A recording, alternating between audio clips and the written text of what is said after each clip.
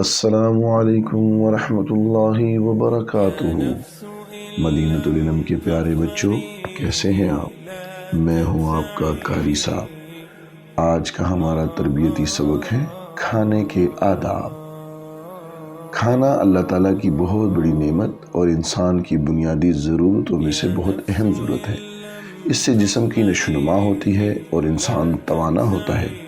معیاری اور صحت بخش غذا ہماری زندگی کا بنیادی جز ہے۔ ہمارا مذہب اسلام ہمیں اچھی زندگی گزارنے کا حکم دیتا ہے، اس لیے ہر کام کرنے کے کچھ آداب اور طریقے بھی سکھاتا ہے۔ اسلام نے ہمیں کھانے پینے کے آداب بھی بتائے ہیں۔ اسلامی آداب کو کھانا کھاتے ہوئے ملحوظ رکھنے سے ہمارا کھانا بھی عبادت میں شمار ہوگا۔ کھانے سے پہلے کی دعا: بسم اللہ وعلی برکت اللہ، شروع اللہ کے نام سے اور اس کی برکت سے۔ کھانے سے بعد کی دعا: الحمدللہ الذی اطعمنا وسقانا وجعلنا مسلمین، شکر ہے اس اللہ کا جس نے ہمیں کھلایا پلایا اور مسلمان بنایا۔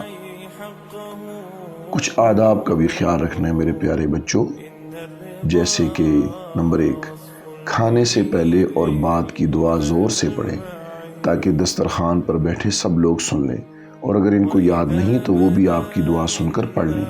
کھانے سے پہلے اور بعد میں تھوڑا سا نمک چکھنا سنت ہے اور بہت سی بیماریوں کا قدرتی علاج بھی۔ وقت مقررہ پر کھانا کھانا انسان کو صحت مند رکھتا ہے۔ نمبر 2، کھانے سے پہلے اور بعد میں ہاتھ ضرور دھوئیں اور کلی کریں۔